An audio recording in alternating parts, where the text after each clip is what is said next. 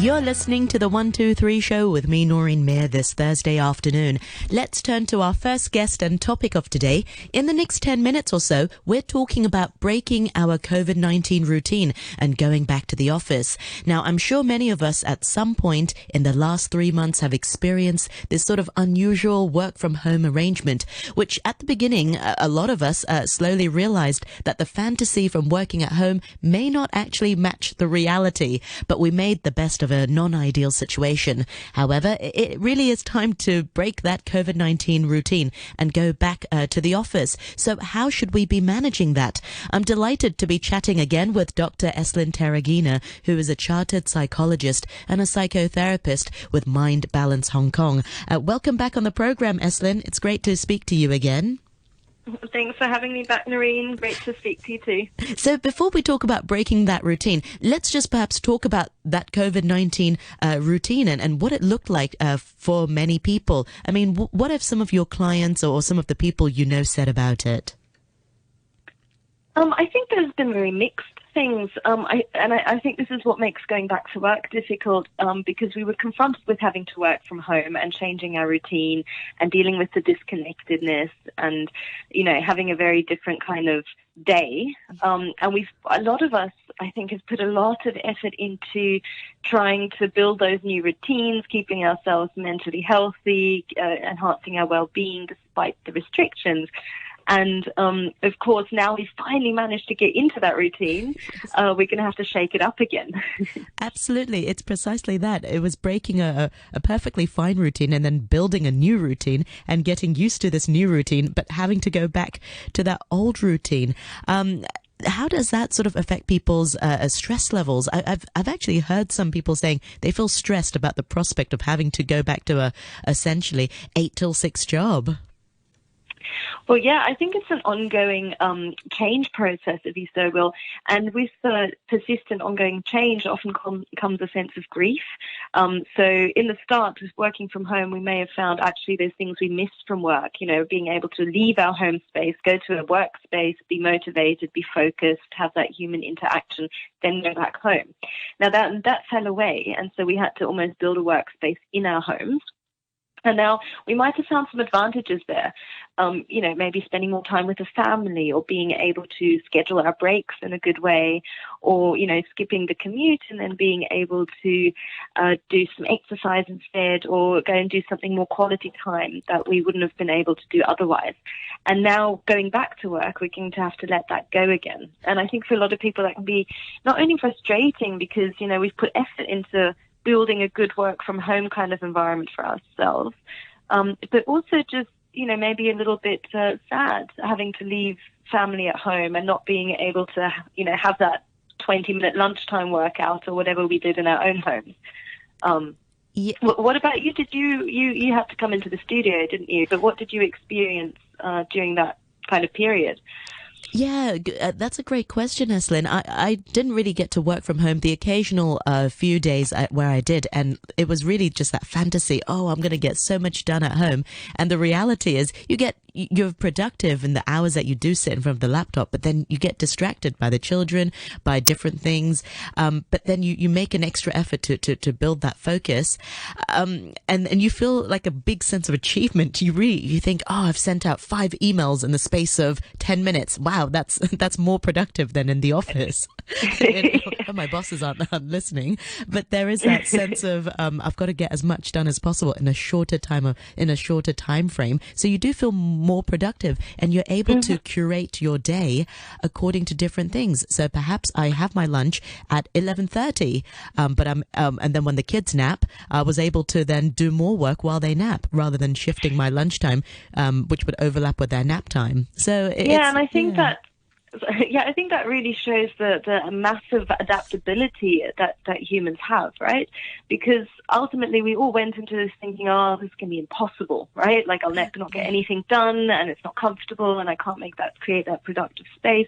And we'd have times of non-productivity that we might be quite judgmental towards ourselves about or critical of. But then in the end, everyone sort of eventually got into some sort of a routine and set certain boundaries that they needed to set, and took the right times for breaks. And like you say, scheduled your work life around your family life, and then somehow it works. So I think one thing that everyone, or well, maybe not everyone, but a lot of people walk away from this thinking that actually stuff that initially seemed impossible isn't at all impossible, and that we do have so much space and ability to grow and thrive even when we're confronted with these kind of challenges. Absolutely. Yeah, which actually makes me think working from the office should really be the norm. But many of us will actually struggle to embrace this working in our offices again. And I wonder why that is, because we should be quite good at adapting, but it's just this initial sort of first couple of weeks where we have to think, oh, we're back to the office, back to the hustle again. Well, I think also we've grown as people, right? A big part of adaptation is the fact that now we do things differently. We've learnt new skills. We might know how to use an online platform that we didn't use before, be it Zoom or Google Classroom, these kind of things. So suddenly we realize actually there are different ways of working rather than what we knew all along. And as a result, we grow in our skill set and we grow as people. So it's actually to some extent impossible to go back to exactly the way things were, because we're not the same person that we were in, say, January. Because we've all had to learn a lot of things, not just in terms of skills, but also in terms of resilience, because COVID-19 threw us into a world of uncertainty. And we've had to manage those emotions and navigate the confusion that's happening all over the world. So, we've grown as people, and we can't just go back to what things were like before. Yeah. The ideal would be to actually integrate some of the stuff that we've learned now, integrate some of the changes we've made, and become proactive in creating that change going forward. Because we're not going to go back to how it was before. Instead, we're going to go in a new environment that sort of resembles what we used to have, but now as slightly changed people, as slightly, with more skills, with more resilience. How can we bring some of the stuff from working from home or whatever changes we have to adapt to? How can we bring some of that back into our new future in a way, right? Rather than trying to go back to something. Yeah. One thing I've noticed is that there's that blur between work and home. When you're working from home, you're effectively bringing your work from the office back at home. But now that people are going back to the office, are people still sort of tempted to work from home to offset the stress that they can't concentrate in the office, so they have to then bring more work back home? I wonder how that might elevate these anxiety or stress levels. Well, I think there's just, given the changes, there'll be new anxieties and there'll be new stress levels, definitely. I guess in lots of ways we do, working in the office, I guess we have to question that status quo, right? Do we actually need to work in the office all the time? Like, is that how it should be done? Is that how things have to be done? Or can we achieve a better work-life balance, maybe a more desirable work-life balance, where we're, home for our kids during the times they're awake, for example, or are able to do some leisure activities that we wouldn't usually be able to do while still being productive and still producing our work. So, yes, the anxieties will definitely be there. And the tendency for people to go, well, actually, this worked okay. Maybe I can have more flexibility in my work life. Maybe I can work from home a couple of days a week and then go into the office the other times. So we'll just have to see how to adjust that. Just like in Twitter, the CEO announced that, the people at Twitter can just stay at home for the rest of the year. I suppose they're in America, but that's kind of quite a cool initiative because it sort of takes away all the uncertainty. The employees will know that they've got to work from home for the rest of the year. But for many people around the world, there's that uncertainty of when to go back to the office, when to return back to work. That surely also adds a heaviness to them also. Absolutely, and it's always difficult for us as humans when we feel we were losing control over something. And unfortunately, a lot of these things are simply beyond our control. Yes. One way of dealing with that is really being proactive in terms of making your own behavioral decisions. Obviously, we'll be influenced by what's happening around us, but being able to go, actually, this is something I liked in terms of working from home. Or I liked this kind of online platform that I worked with.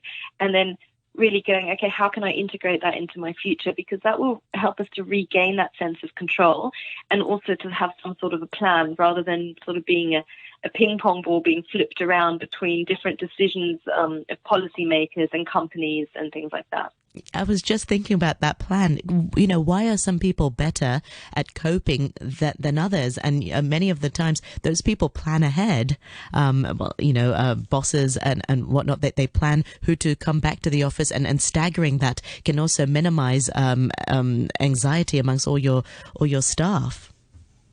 Absolutely. I mean, planning is really important, even if the plans don't always work out. But just having a sense of direction can be really, really helpful for our mental health. But also being able to engage with that emotion and being aware of what we're going through, right? What stage of emotion we're in, if we're feeling, quite low in mood, if we're feeling a lack of motivation, are we feeling irritated or frustrated? And really engaging with that and looking, well, what's the key of that? What's at the core of that? Because working from home might lead to stress. Going back to the office might lead to stress. But it's not those things that are actually important. It's important to understand why that leads to stress.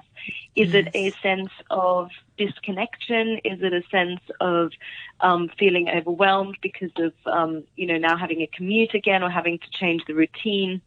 Like, what's actually at the core of that frustration? And that's what we want to address, because we can't address the bigger picture of whether we go back to the office or not necessarily. I think you hit the nail on the head.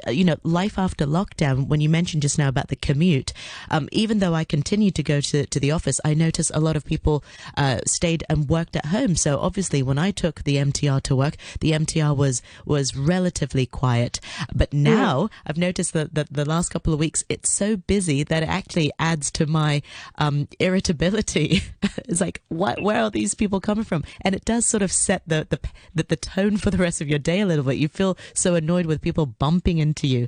And I think it's just about readjusting your mentality. This is Hong Kong, this is city life, and just try not to get so irritable. Yeah, and unfortunately that will be some of the things, because before we thought working from home would be a disaster, and then we realised actually it has some nice parts, doesn't it? And so that will be some of the things we will lose, right? And we'll be grieving about in a way, and then the irritability is a natural result of that, where we go, I'm being forced into doing this and I don't want to do this, and that creates a knee-jerk reaction for most of us. So it's important to try and sort of feel like you're putting yourself in charge of some of the things. And it can be quite empowering, even being able to say, well, I'm in charge of how I'm going to handle my emotions around this, right? Am I going to be, reactive? So if someone bumps into me, is that going to trigger my irritability and I'm just going to have that change my day? Or am I going to go and reflect and think about, okay, why am I so irritable? What needs of mine were not met in that situation? Was I feeling disrespected, or, was I feeling anxious, or what made me so irritated? And then going, okay, how can I meet those needs despite these new changing situations?